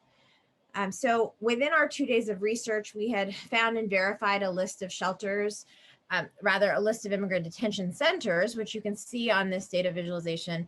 Large orange circles are, as of 2018, immigrant detention centers in use since 2014. Small orange is county jails and the like contracted to ICE to be used for immigrant detention if necessary. And it's hard to see, but if you look in some of the places, you'll see a little lilac colored dot, a purple dot. And those are the children's shelters. And so we managed to hand compile, because there was no list, a list of 113 shelters and their addresses, just through kind of rabbit holes of research in various government documents and nonprofit tax documents and the phone book. I mean, it was really just sort of serendipitous, weird Googling for the most part. And then 5 days later, we sort of released our volume 1, which you can see here, which is a series of data visualizations that sample the data in different ways. And what all of this reflects is the key issue of what kinds of data tell what kinds of stories. So, you know, what we are doing differently, as I said before, is that, you know, we're trying to call into question the state and its infrastructures of immigrant detention, and to show people that actually people think of immigrant enforcement being something that only happens at borders, but that actually ICE is everywhere and ICE is all around us. And so we have a number of visualizations that are trying to take people through that kind of narrative. And then finally, the final point I want to make is that we must attend to the ethical implications of data and how we use it. So one of our visualizations, called ORR, which alludes to the Office of Refugee Resettlement, is a data visualization that sort of reflects some of the ethical questions we wrestled with as we did the project, which is really this question of, all right, we have this data about where the children are. What exactly do we do with it? Should we make it easily available to people? And we very much were concerned that if we made it just publicly available in an easy way, then what would happen is people who are, you know, well-intentioned but didn't have experience working with vulnerable children, didn't have experience with organizing, might just show up and protest and invite state violence at these shelters. So we ended up deciding not to put it in a list. So in this visualization, you might expect if you click on a circle on a map, you get a tooltip that tells you more things. And instead with this data visualization, what it does is the dot just goes away. The dot eludes you. And this is also sort of meant to not just protect the data, but also evoke the slipperiness and shadiness of ICE itself. Because the project was subject to a Wired article and other media, we were able to get the word out that we had the data. We then had to deal with what do we do with it and who do we give it to? And so we had all these requests like Washington Post, ProPublica, lawyers, social workers, design firms, all kinds of people, and then ended up essentially just giving it to Washington Post and to lawyers and social workers because we knew that they would be Washington Post was willing to agree with us on how to manage the data, and and obviously lawyers and social workers who we're trying to reach in the first place. So by taking a different approach to migration and visualizing it, one that was trying to avoid the dehumanization of migrants and instead emphasize the dehumanization that is wrought by the state, the project really exemplifies a different kind of approach to mapping migration. And so to recap, what I'm advocating for is an ethics of care for data visualization that does a few things. It stops to examine whether or not data visualization is the right methodology, given what one is hoping to achieve or what problems one's trying to solve. That recognizes what kinds of knowledges and expertise are crucial to doing data visualization well, depending on the topic. It focuses on not just the data you can easily find, but also data sets you can create. Understands what kinds of data tell what kinds of stories, and also conversely, what kind of stories you can and can't tell with data. And finally, attends to the ethical implications of data that's in your care. And by looking for new approaches grounded in a humanities-driven data literacy and an ethics of care for data visualization, we can more fully realize the possibilities of stories that we can tell with data. And we can also carefully attend to the paths that we are creating for the future. Thank you very much. Thank you so much. I of course know Alex, and he's I'm not surprised that a project of such complexity came out of your collaboration with him and others. I guess at this point, I'd like to welcome all of our panelists to turn on their cameras so that we can have a brief chat. And then we also would like to, if you would post your questions in the Q&A. I'm just, one of the things that I'm always wrestling with is the ways that DH projects, as a digital project online, we can look at them from the comfort of our homes or our phones. And each of your projects does work to kind of bring the human life of your subjects to the people who are using your project and in different ways. And I find that complexity really intriguing. For Roopika, I wonder initially, you know, how you see through the circles, how you get to those human stories from where your project leaves off. And maybe that's work for others, or maybe that's work you intend to do. And I'm struck by how that is so different from Samantha's, which is a kind of hands-on coming to an understanding through a tactile experience. I just wonder if each of you would talk about that kind of that balance between the digital and the human that is so difficult in DH projects. Carrie and Lorena too, you're dealing with Lorena, a specific person, but Carrie, a whole civilization and the remnants of that civilization. And I know some of the work you did is through speaking to current residents of the area or ancestors or descendants of the people who live there. So if you could each take a moment to just talk about forging that connection with the human aspects in your projects. Sure, I can go ahead. So yeah, what we ended up doing along with the project is each of the volumes, there's 2 of them, has an essay that's called Textures. And so what we wanted to convey in those essays was kind of what we're doing, why we're doing it, and also sort of things that we came across, experiences that we had in the process of doing the project. And what you can see in the Textures essay for volume 1 is that, you know, when we were doing that research, actually this was Alex and I, we came across various Facebook posts and responses to Google addresses that were people asking about where their children were. And so, you know, it would be those auto-generated Facebook pages for particular locations or particular businesses. Actually, these were nonprofit organizations.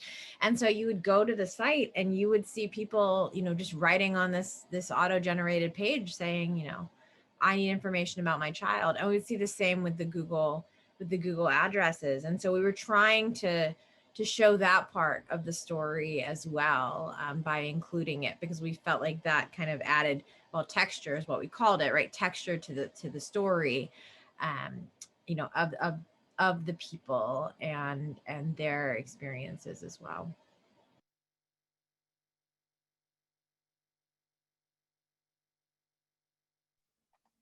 I can go next. So with the Are We Good Neighbors project, it has, I can't remember how many, like 75 or different accounts, right, from different people. But this is also in conversation with several other projects, like Perales Digital Archive that has some of those affidavits as well as other letters. And there's a Twitter bot that actually tweets from Perales's own writings on civil rights. And one other one. Oh, there's also another mapping project that I worked on with Teresa Mayfield that actually maps where the letters came from so that you can see just the extent to which his correspondence reached. And lastly, we've also done a pop-up exhibition with, you know, that invited the community, so that it's more than just seeing, like, on the one side there's like seeing it on your computer, right, and there's like doing the kind of academic research, but there's also the outreach to the community in order for people to interact with the archival documents, to learn how to use the digital aspects of it, to ask questions. And people were really, really excited about interacting with all these different forms of the archive, because it is literally their history. And we had, we put on this event supported by the local LULAC chapter here in Houston. And so they were extremely excited to see these papers that literally outline the draft of the Constitution for what became the longest established and largest Latino civil rights organization in the United States. So it's more than just creating objects, but also making sure you have that interaction with the community whose history it actually describes. Because what's the point of me putting stuff on there if the actual community isn't looking at it or doesn't know it exists, or can't find that information? And one of the things that we tell our students is, one of the problems is you don't find yourself represented online. If I go to Wikipedia, if I search Latina, I'm going to find a bunch of overly sexualized images, right? If I search Mexican, I'm going to find a lot of stuff that's just about this one experience as an undocumented immigrant. And there's so much more, right? There's these personal histories.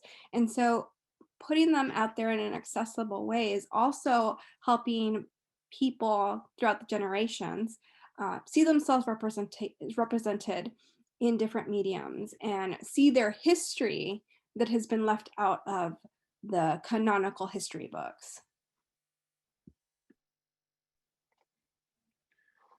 That's so, I really loved what you said about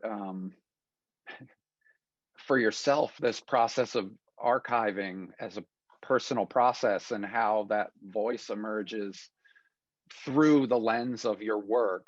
I thought that was so remarkable. That I think that labor that archivists put in building these digital projects is often the unseen kind of traces that you leave behind. I wonder if you felt, if you could expand on that a little bit more. If you you spoke about archives also as like a method for decolonial resistance and social justice. So I love the thinking of archive as a kind of active process, but like how you deal with those archives is really reveals something, and it's just incredible. Maybe you could say another bit about that. Yeah, so most of these underrepresented archives have been left out of spaces of official archivization for a century, right? It wasn't until the 1960s that people really started to make efforts, or actual like official archives started to make efforts to collect Latino documents. Before that, they were either miscategorized and like put in under foreign or Latin American collections, or they were just completely dismissed as not important to understanding the narrative of US history. And so a lot of these things were collected by people at the individual level, so community archivists, but also just individuals who didn't even stop to think about, necessarily stop to think about this as being part of a historical narrative for the nation. And I think some people were aware. Perales himself was very aware of the history that was being made. He kept everything. He was a pack rat. In fact, he even kept duplicates of the letters that he typed and sent out. So these stories of history, firsthand accounts that we don't learn about, are kept by like our grandparents, right?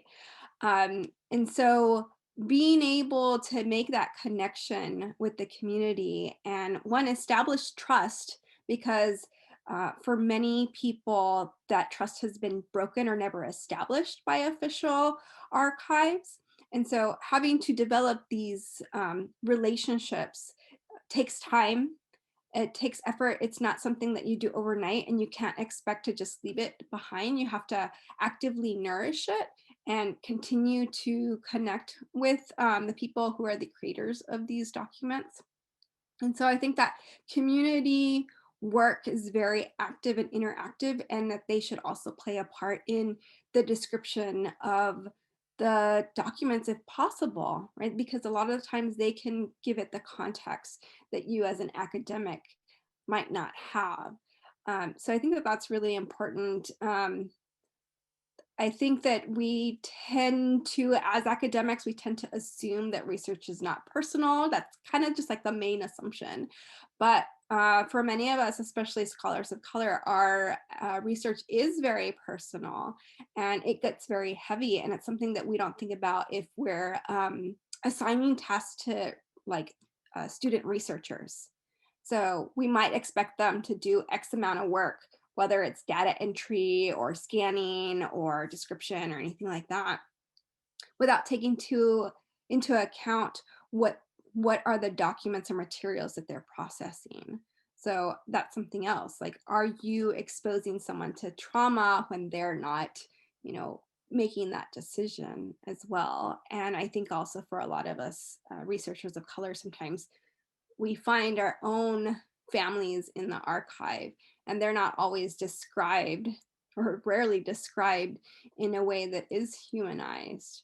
And so that's really important too, to just kind of acknowledge the structures that have left us out, and how we can operate in a different way, not replicate them, which I think Roopsi mentions in her book, right? She says, like, we can't just try to reproduce the same structures that have created these like very Anglo-European DH or research. We can't just take that and duplicate it and use it or apply it to our own research, but rather create new tools, new ethics of care and practices that actually are kind of are actively disrupting what has been done in the past. Great. Wow.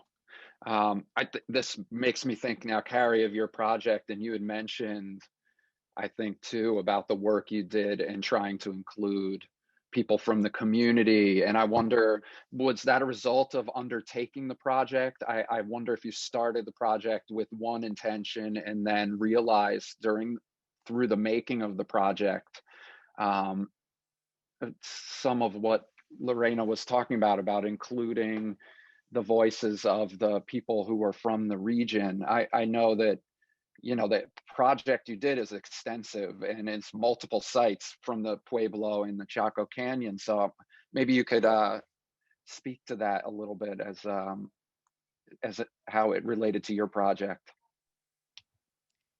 Sure, thanks. These projects have had a long arc, and to be clear, the initial intent was very archaeological and therefore very Euro-American in terms of how we went about acquiring and sharing information. You know, before that project ever began, you know, I will never forget my first presentation in front of a tribal consultation board of, you know, 26 tribal representatives, all with multiple representatives. So just this massive room. And, you know, the response in the room, I guess, yeah, well, I'll finish the story and then reflect a little bit about it. But the response in the room was very positive at that moment.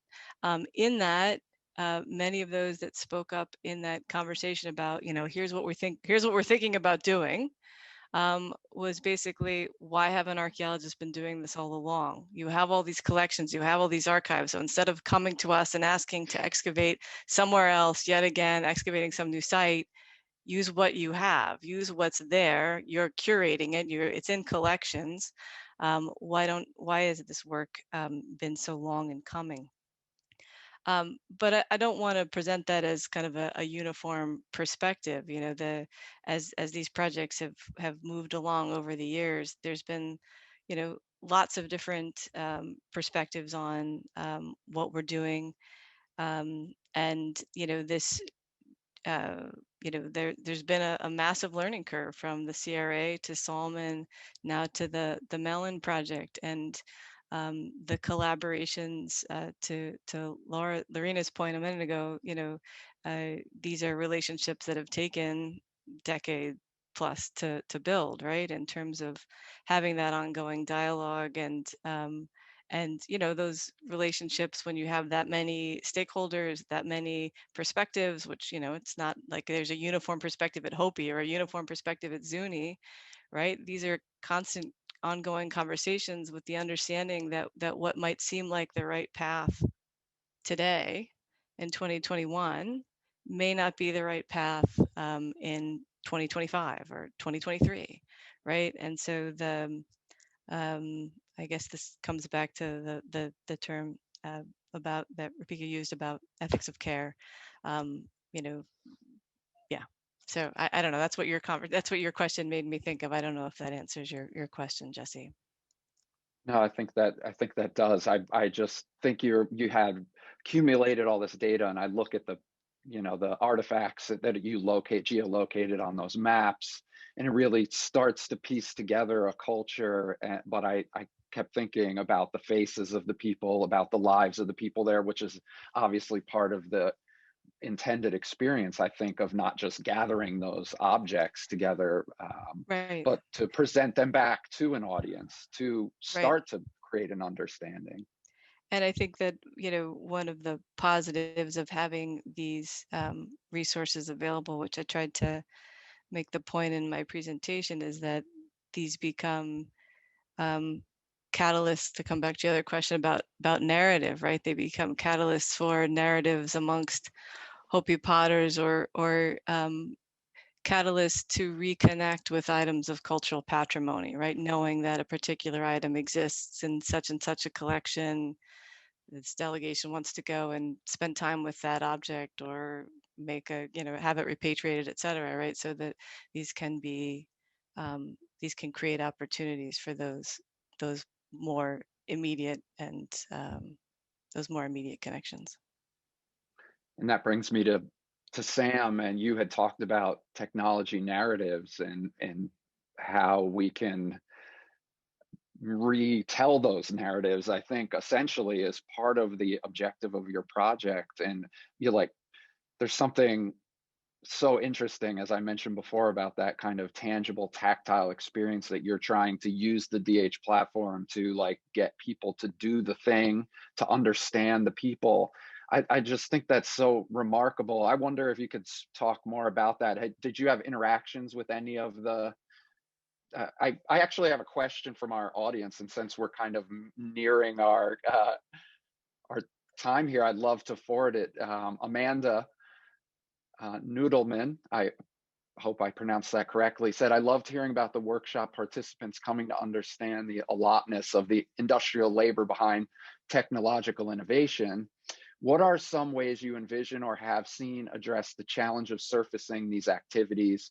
Do you think it's mostly through richer retelling of historical narratives or through physical traces of the work itself, like the example of Shashiko visible mending you mentioned, or both? How might these traces manifest in the digital realm?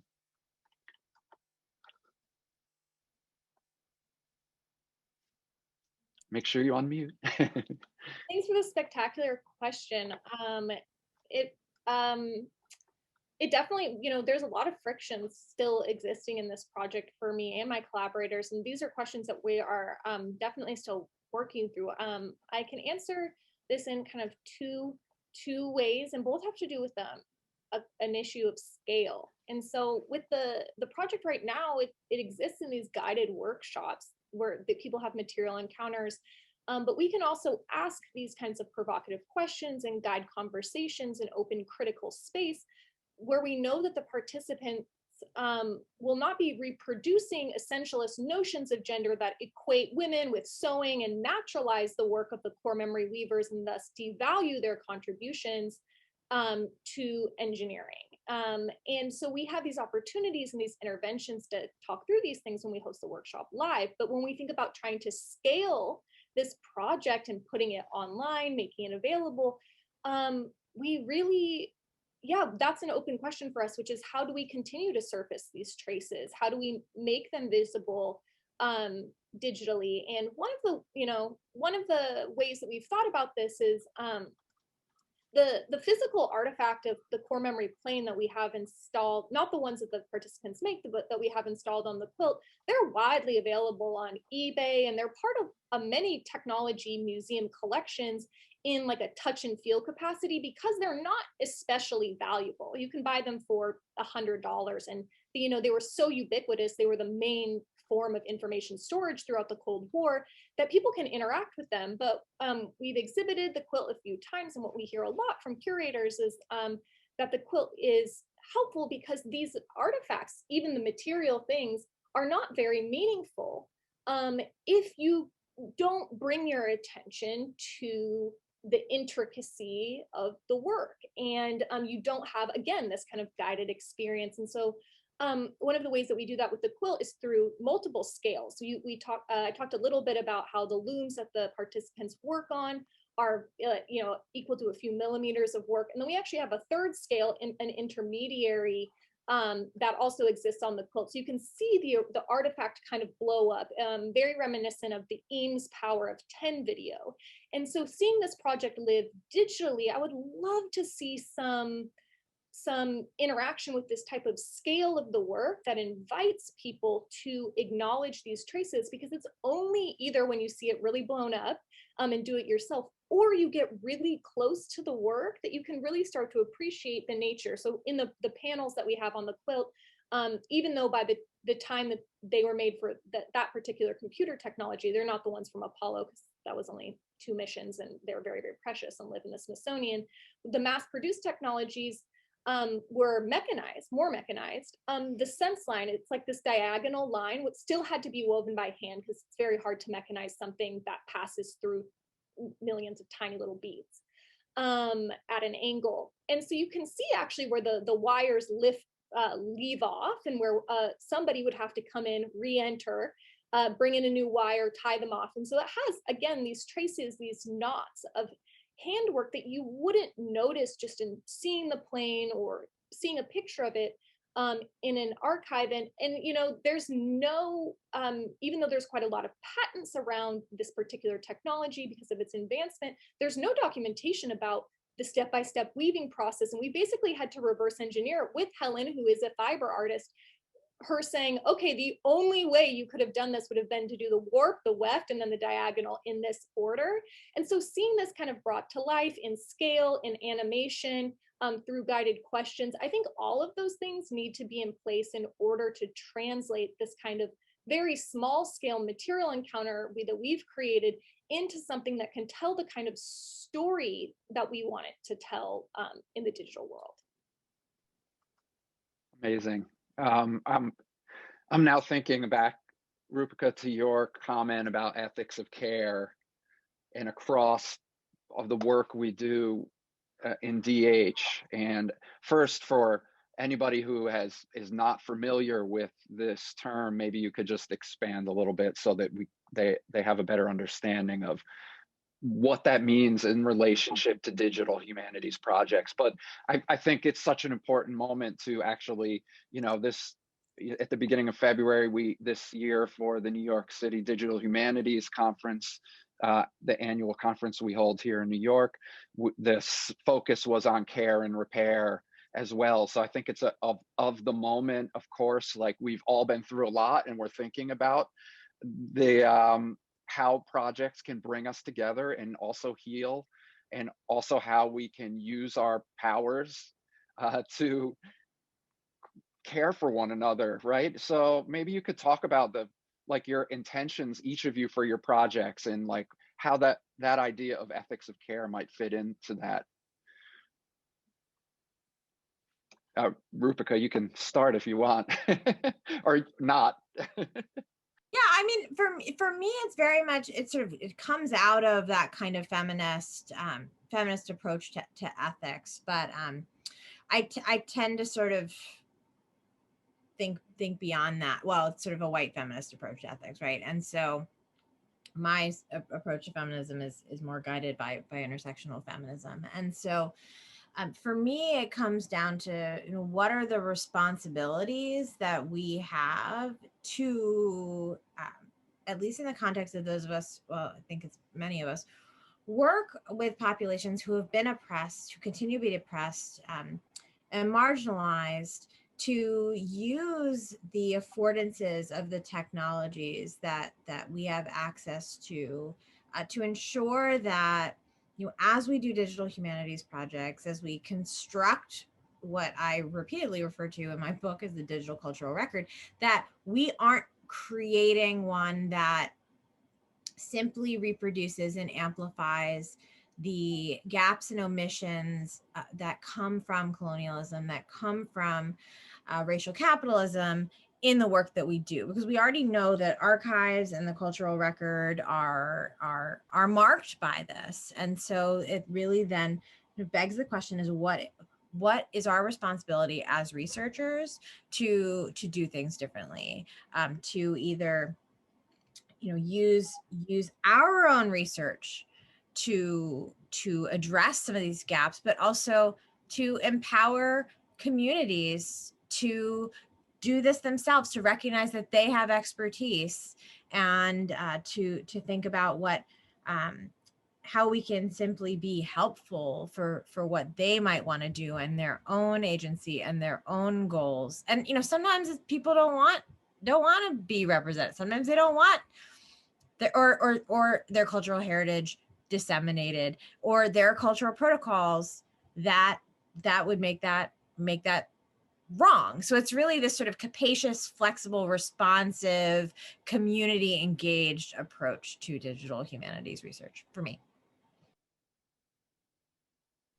Yeah, I'll add to that, because it's my methodology, and the methodology that we use at Recovery is what I outline, and also more of what Roopsie is talking about, right? That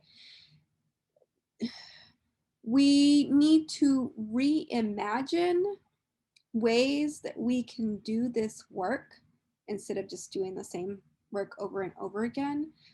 We can reimagine a new world, but also women of color feminists have already been doing the legwork.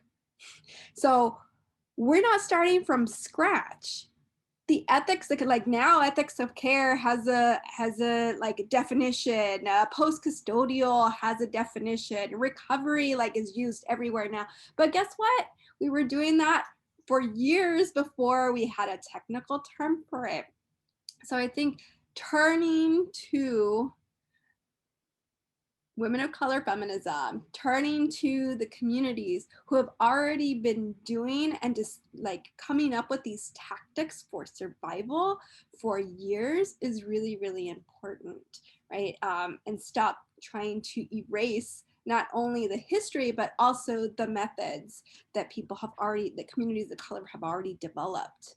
And to recognize how we can, like you said, Ripsy, to empower communities to do this work for themselves, and not just go in and take over and basically be very colonial and say like, okay, this is my project now, and tell them what to do, or tell them like, I want to just, you know, take your archive and represent it and describe it and use Library of Congress terms, which may or may not include you or represent you correctly. And, you know, so this opening up is really just using this ancestral knowledge that already exists. And I think that's really important to acknowledge that.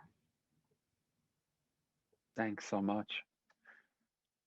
Sam or Carrie, any last words? I think we're at the 3 o'clock hour. If you have anything to add to that, I would be much appreciated, but of course, don't feel obligated. We are so happy you guys could join us. Each of these projects, I think, really in the refresh, reset, reformat is giving me something to think about, and I hope our audience today shares that sentiment. The links to the projects are available in the chat, but I think we'll find a place to post them. And this video will be made available as well shortly, and that will be, we'll notify everyone about that online and our social media channels. We are so happy you could join us. It's a really important conversation, and I'm so happy you were here today to engage in this topic and share your knowledge and insights. And I hope we can, like I said, have you all here in person someday soon. So with that, thank you so much. And everybody have a great day, and we'll see you soon.